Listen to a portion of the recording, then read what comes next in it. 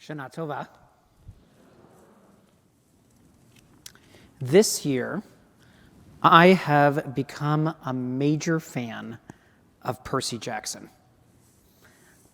Along with my son, I started reading Rick Riordan's series of youth novels about Greek mythology, and I haven't been able to stop.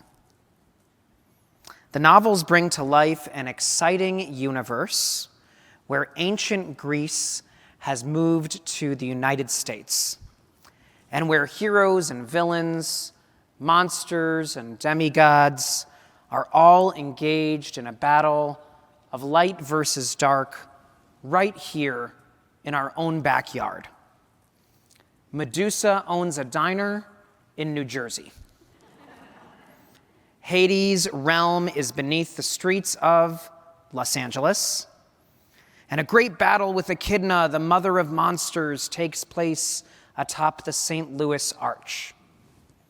And a question that permeates the novels is, how is it that all of these extraordinary events are unfolding right before our eyes, and yet none of us are taking notice? The answer? The mist.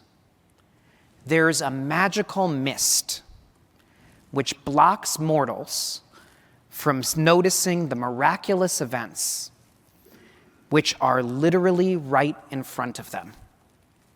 The mist bends our minds so that we ignore the fantastical and instead see it as mundane. When mortals witness Percy wielding a sword of celestial bronze, they barely take notice. The mist makes it look like a baseball bat. When the storm giant Typhon is viciously destroying the plains of the Midwest, the mist manipulates our consciousness to dismiss it as a freak tornado. The mist stops people, especially adults, from taking stock of all that is extraordinary. But here's the truth. We don't need to live in a world of Greek mythology to have our vision clouded. All of us are capable of ignoring the miracles which are unfolding right under our noses. This summer, I came to see one way in which I may as well have been living under a spell of the mist. My 12-year-old and I were invited by a friend, Brian, to join him and his daughter kayaking down the Chicago River. I've lived in this city for 10 years. I have heard men's club announcements about kayaking trips. I've driven over bridges with the river right beneath me, and I had no idea. I didn't have an inkling of the beauty that was right under my feet all this time. The water was clear. Families of turtles were sunning themselves on the rocks. A regal blue heron was perched only inches from our boat, where she was cleaning her feathers nonchalantly. For that 1 hour, my worries dissipated, and I was just enveloped in this extraordinary wonder of nature. And it was right there all along. The truth is, even though my eyes were technically open all these years, I spent a decade not really seeing. I think this happens to all of us. We miss the everyday gifts that are immediately within our reach. My 5-year-old got a new backpack this year, at the beginning of the school year. He said to me, "Papa, you're not going to believe this. The lunchbox buckles to the backpack." He was amazed. And you know what? He was right. I totally missed it. But it's genius. If you buckle your lunchbox to the backpack, you never lose it. When you stop and think, it's pretty awesome. In 2007, as part of a grand social experiment, the greatest violinist of our time, the virtuoso Joshua Bell, was asked to wear a t-shirt and a baseball cap and to play Bach in the DC subway. The question was, would anyone stop and notice? In the 3/4 of an hour that Bell played, a total of 7 people stopped for even 1 minute. As Gene Weidengarten from the Washington Post wrote, 1,070 people hurried by, oblivious, that only 3 feet away from them was Joshua Bell, few even turning to look. We don't see the rivers beneath us. We don't notice the ingenious inventions that are right in our hands. We don't hear the music being played literally in our ears. We are no different from those who think a celestial bronze sword is a measly baseball bat. We all live underneath the mist. Why is that? What is it that clouds our vision? For many of us, it's busyness. We are so wrapped up in the details of our impossibly scheduled lives, juggling countless demands, that we fail to be present in the moment. For many of us, it's technology. That which boasts the ability to connect us, earbuds, screens, do the opposite. They block us from seeing true beauty. For many of us, it's anxiety. We're so worried about the future, our jobs, our families, the world at large, Israel, that our brains have no room, even for a second, to notice the sound of the world's greatest musician playing his $3.5 million Stradivarius inches from where we stand. For many of us, it's depression or jadedness or exhaustion. Our very real emotions cloud our eyes and our ears. How natural and how human. The good news is there's an antidote to our collective affliction, and it's right here, Rosh Hashanah. How do we lift the mist which is blocking us from seeing the small gifts which are right in front of us? Rosh Hashanah is, by design, part of the answer. This evening is no longer simply a Wednesday. By virtue of the fact that the Jewish calendar demarcates and lifts up this day, a mundane Wednesday has been transformed into an extraordinary entry to a new year.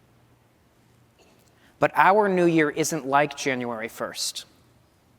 It isn't simply about measuring time or watching a ball drop. Rosh Hashanah is designed to wake us up, to open our eyes, to move aside the mist.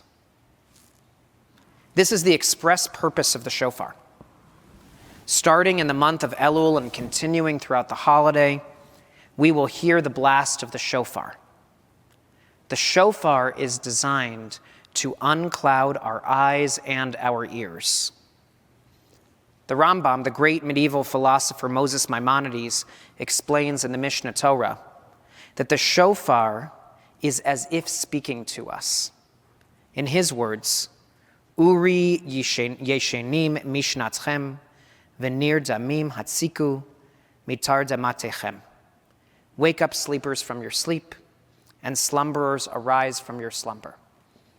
In other words, we sleepwalk through our lives, and we sleepwalk through our years.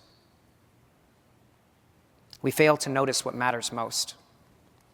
We ignore the gifts and the beauty. We get lost. But the shofar is our alarm clock. It's awakening us now. It's lifting the mist so that we can truly see. The Torah reading for Rosh Hashanah, which we will hear tomorrow morning, makes precisely the same point.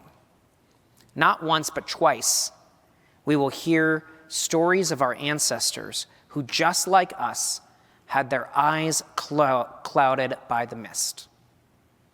Hagar didn't really see. In her panic and her depression and her pain, she abandoned her only son, Ishmael.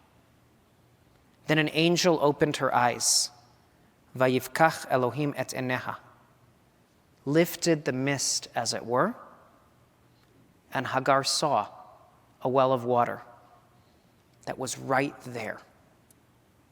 It had been there all along, but she was too clouded to notice. A way forward, a gift.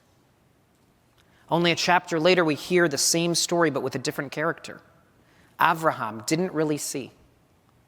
In his angst and fear and impatience, he was prepared to sacrifice his only son, Isaac. Then he lifted his eyes, Vayisa Avraham et enav, looked up from the mist, and saw a ram that was right there in the thicket. It had been there all along, but he was too clouded to notice. A replacement for Isaac, a miracle. We are like Hagar and Avraham. Our eyes are looking down, but Rosh Hashanah teaches us to look up, to open our eyes, and to see that what we need has been right there the whole time. But it's not just life-saving wells or rams dramatically sacrificed. The real goal of Rosh Hashanah is to open our eyes to the small and simple beauties, the backpacks and herons and violin music that are right in front of us. Our ancestors wisely chose a beautiful psalm to inspire us at this season, Psalm 27. The crux of the poem, and the line we often sing throughout the high holiday season, makes clear that the shofar is not waking us up to something supernatural, but rather to the spiritual balm of the everyday moment. The psalmist says, Achat sha'alti me'et Adonai, ota avakesh, shivti beveit Adonai kol yemei chayai, lachazot benoam Adonai ulvaker behechalo. One thing I ask of that God, only this do I seek, to live in the house of God all the days of my life, to gaze upon the beauty of God, and to frequent God's temple. In other words, on Rosh Hashanah, we're not asking for much. Not grand gestures of seas being split or pillars of cloud and fire.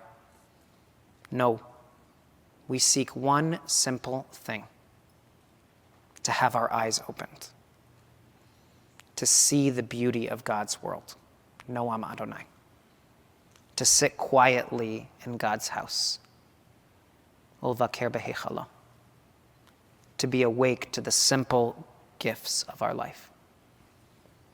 This Rosh Hashanah, may the shofar awaken us.